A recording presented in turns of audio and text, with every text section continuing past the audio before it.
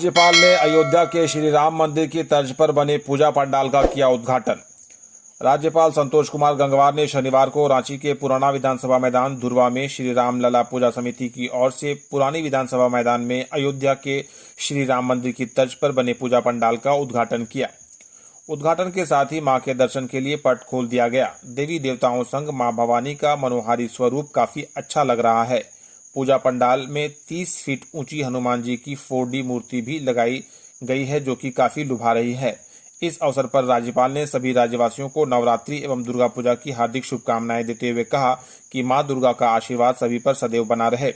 उन्होंने सभी के सुख, शांति एवं समृद्धि की कामना करते हुए राज्य की तीव्र गति से प्रगति के लिए प्रार्थना की। शॉर्ट सर्किट की वजह से भाजपा कार्यालय में लगी आग। रांची अरगोड़ा थाना क्षेत्र के हरमू रोड स्थित प्रदेश भाजपा कार्यालय में शनिवार को आग लग गई।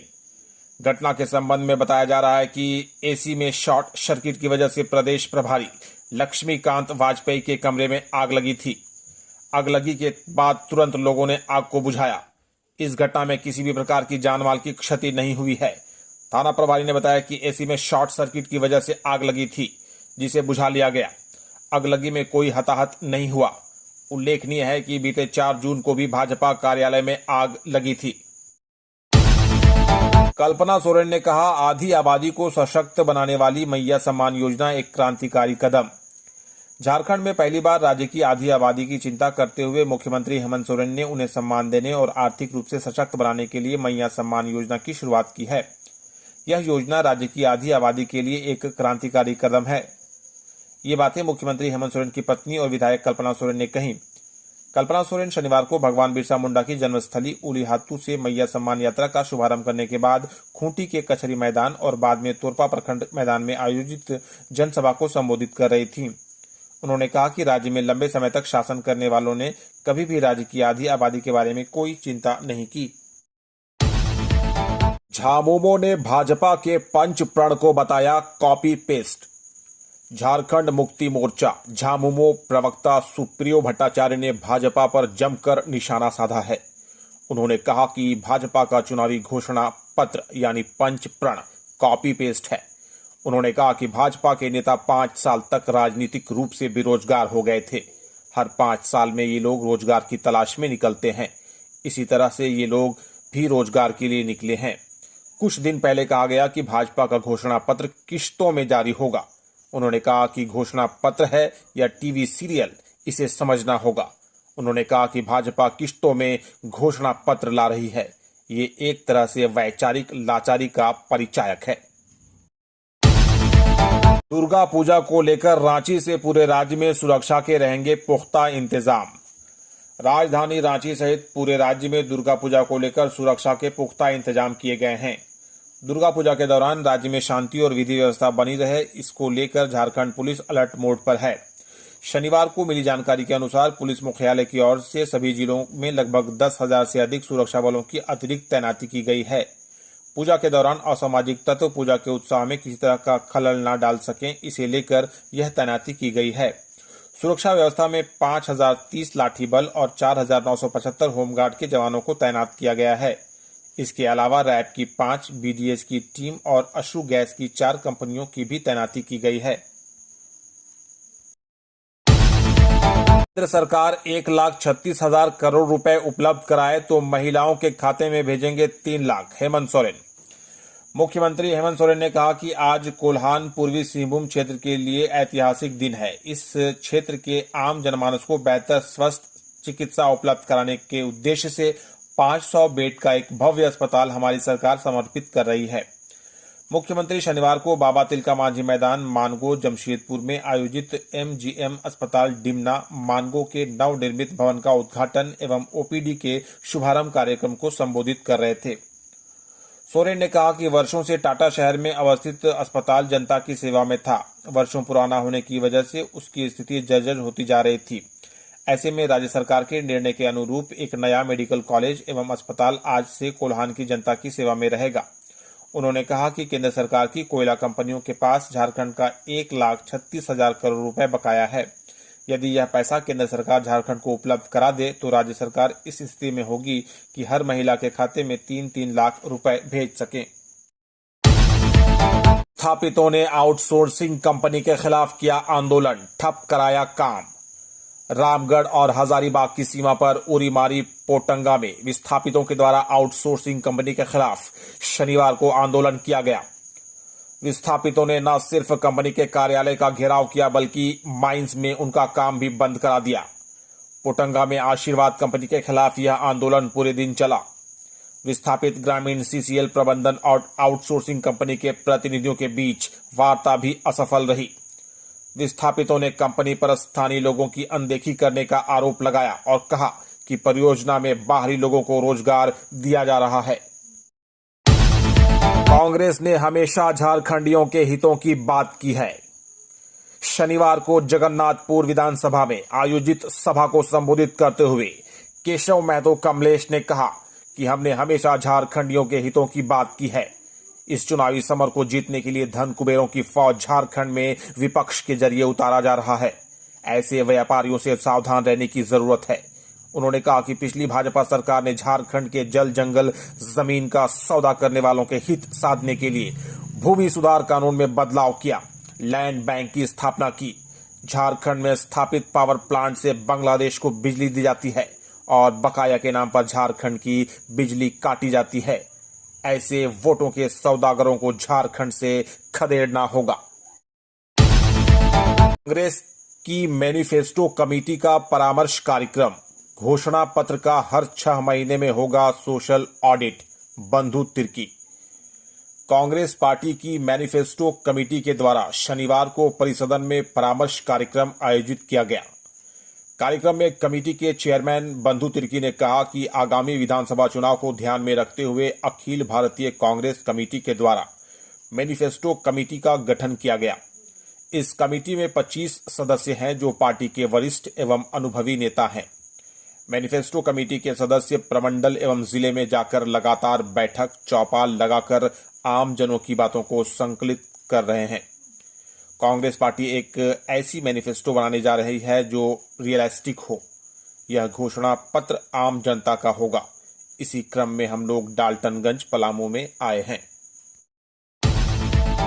एनसीएसटी की सदस्य डॉक्टर आशा लकड़ा ने लोगों के साथ किया संवाद। राष्ट्रीय अनुसूचित जनजाति आयोग एनसीएसटी की सदस्य डॉक्टर आशा लकड़ा ने शनिवार को ओरमांझी प्रखंड में आम लोगों के साथ संवाद किया। इस दौरान उन्होंने ग्रामीणों को राष्ट्रीय अनुसूचित जनजाति आयोग के कार्यों की जानकारी दी। ग्रामीणों से बातचीत के दौरान उन्होंने यह भी पूछा कि अनुसूचित जनजाति के लोगों को केंद्र और राज्य सरकार की योजनाओं का लाभ मिल रहा है या नहीं। लाल किशोरनाथ शाहदेव और संजय पांडे को कांग्रेस के मुख्य प्रवक्ता की जिम्मेवारी। कांग्रेस प्रदेश अध्यक्ष केशव महतो कमलेश ने प्रदेश कांग्रेस मीडिया विभाग का विस्तार किया है। इस संबंध में शनिवार को प्रदेश कांग्रेस मीडिया चेयरमैन सतीश पाल मुंजनी ने बताया कि प्रदेश कांग्रेस ने लाल किशोरनाथ शाहदेव और संजय पांडे को मुख्य प्रवक्ता की जिम्मेवारी सौंपी है। पार्टी के नीति सिद्धांतों कार्यक्रमों को मीडिया के माध्यम से जनता के समक्ष रखने के लिए मीडिया कमेटी में विस्तार किया गया है। मुंजने ने आशा व्यक्त किया है कि दोनों नेता संगठन के हित में नेतृत्व के निर्देशों का पालन करते हुए संगठन को मजबूती प्रदान करेंगे। रांची डीसी मंजूनाथ भजंत्री ने सरकार को पत्र लिखकर कहा हाई कोर्ट के फैसले के खिलाफ सुप्रीम कोर्ट जाएंगे। रांची डीसी बनाए जाने के बाद से आईएएस मंजूनाथ भजंत्री एक बार फिर सुर्खियों में है। चुनाव आयोग की राज्य सरकार को चिट्ठी के बाद मंजूनाथ भजंत्री सुप्रीम कोर्ट जाने की तैयारी कर रहे हैं। उन्होंने इस बात की जानकारी सरकार को चिट्ठी लिखकर दी है। चुनाव आयोग ने राज्य के मुख्य सचिव को चिट्ठी लिखकर मंजूनाथ भजंत्री को रांची का डीसी बनाए जाने पर आपत्ति जताई है। आयोग का कहना है कि ऐसा होना हाईकोर्ट के आदेश का उल्लंघन है। देवघर जिले के मधुपुर उपचुनाव के दौरान चुनाव आयोग की तरफ से तत्कालीन डीसी मंजूनाथ भजंत्री को चुनाव संबंधी कार्यों से दूर रहने का निर्देश दिया गया था। अब रांची डीसी बनने के बाद फिर से इस मामले ने तूल पकड़ा है। द्वारा में गुरमत शिक्षा कैंप 6 से श्री गुरु सिंह सभा रांची के तत्वावधान में 6 अक्टूबर से मेन रोड गुरुद्वारा में गुरमत शिक्षा कैंप का आयोजन किया जा रहा है। इसमें सिख समाज के बच्चों को धर्म प्रचार कमेटी के अमृतसर के गुरविंदर सिंह जम्मू वाले और चरणजीत सिंह भाली द्वारा सिख परंपराओं और धार्मिक गतिविधियों से अवगत कराया जाएगा। श्री गुरु सिंह सभा रांची के महासचिव गगनदीप सिंह सेठी ने शनिवार को बताया कि यह कैंप 9 अक्टूबर तक चलेगा और सुबह 8 से अपराह्न 3 बजे तक बच्चों को सिख धर्म और संस्कृति से अवगत कराया जाएगा। हजारीबाग सांसद ने 3 करोड़ 77 लाख की विकास योजनाओं की रखी आधारशिला। हजारीबाग सांसद मनीष जायसवाल ने शनिवार को कटकम सांडी प्रखंड क्षेत्र के 2 पंचायतों के कई गांवों का सघन दौरा किया और करीब 3 करोड़ 77 लाख रुपए की विकास योजनाओं की आधारशिला रखी। इस दौरान सांसद मनीष जायसवाल का कटकम सांडी क्षेत्रवासियों ने ढोल ताशे और गाजे बाजे के साथ पारंपरिक अंदाज में थिरकते और गाते झूमते हुए फूल माला पहनाकर स्वागत किया। सांसद जायसवाल ने प्रखंड क्षेत्र के पबरा और कंडसार पंचायत क्षेत्रों में 2 प्रमुख पदों की आधारशिला रखी और लोगों की समस्याओं से भी रूबरू हुए। जायसवाल ने दौरे की शुरुआत कटकम सांडी प्रखंड के ग्राम पंचायत पबरा में पंचायत भवन से डुकरा स्कूल तक ग्रामीण कार्य विभाग योजना अंतर्गत लगभग 2.80 किलोमीटर पथ निर्माण कार्य का विधिवत शिलान्यास, नारियल फोड़कर पूजा अर्चना करके और शिलापट का अनावरण कर किया। इस पथ का निर्माण कुल 1 करोड़ 63 लाख रुपए से होगा। पलामू में नकली रिफाइंड ऑयल का पर्दाफाश। पलामू मेदिनी नगर शहर के एक दुकान में ब्रांडेड कंपनी का नकली रिफाइंड सोयाबीन तेल बेचा जाता है। इसकी जानकारी मिलने पर कंपनी के अधिकारी ने शनिवार को छापेमारी की। अधिकारी के पहुंचते ही दुकानदार उपेंद्र साव फरार हो गया। उपेंद्र साव का किराना दुकान बेलवाटिका में है और घर में वह नकली तेल बनाने की फैक्ट्री बना रखा है। घर से भारी मात्रा में तेल पैक करने का डब्बा और रैपर बरामद हुआ। पत्रकारिता का दायित्व सिर्फ सूचना देना नहीं, समाज को जागरूक करना भी। राज्यपाल संतोष कुमार गंगवार ने शिक्षा के क्षेत्र में उत्कृष्ट योगदान देने वाले शिक्षाविदों और संस्थाओं को बधाई दी। उन्होंने पत्रकारिता को लोकतंत्र का चतुर्थ स्तंभ बताते हुए कहा कि पत्रकारिता का दायित्व सिर्फ सूचना देना नहीं है, बल्कि यह समाज को जागरूक करने और उनके अधिकारों एवं कर्तव्यों के प्रति मार्गदर्शन प्रदान करने का भी माध्यम है। राज्यपाल शनिवार को एक दैनिक समाचार पत्र की ओर से आयोजित एजुकेशन एक्सीलेंस अवार्ड 2024 कार्यक्रम में बोल रहे थे। उन्होंने कहा कि शिक्षा किसी भी देश की प्रगति का मूल आधार है। हमारे शिक्षण संस्थान न केवल विद्यार्थियों को शिक्षित करते हैं, बल्कि समाज और राष्ट्र की मजबूत नींव रखते हैं। उन्होंने शिक्षकों, प्रशासकों और संस्थानों के योगदान पर प्रकाश डालते हुए कहा कि इनके समर्पण से ही हम एक समृद्ध समाज का निर्माण कर सकते हैं।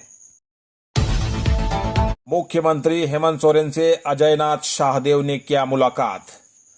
झारखंड प्रदेश कांग्रेस कमेटी के महासचिव अजयनाथ शाहदेव ने शनिवार को मुख्यमंत्री हेमंत सोरेन से उनके कांके रोड स्थित आवासीय कार्यालय में मुलाकात की। इसके बाद शाहदेव ने मीडिया से कहा कि हटिया विधानसभा क्षेत्र के विभिन्न मांगों को लेकर वे मुख्यमंत्री से मिलने गए थे। इनमें हटिया विधानसभा क्षेत्र में मेगा आईटी पार्क की स्थापना, रातू व नगड़ी प्रखंड में स्पोर्ट्स कॉम्प्लेक्स का निर्माण और रांची सदर अस्पताल की तर्ज पर नगड़ी में मल्टी स्पेशलिटी अस्पताल का निर्माण का मांग पत्र भी सौंपा।